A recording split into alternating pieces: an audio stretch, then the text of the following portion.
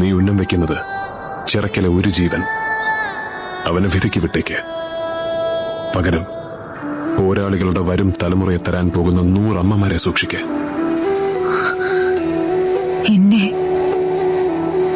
എന്തിനെ തെരഞ്ഞെടുത്തു?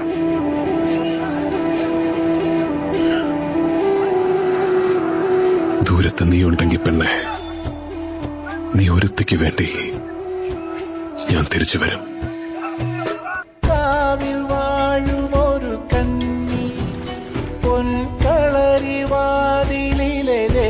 അതാരാ? ആയിഷ, അറക്കൽ ആയിഷ.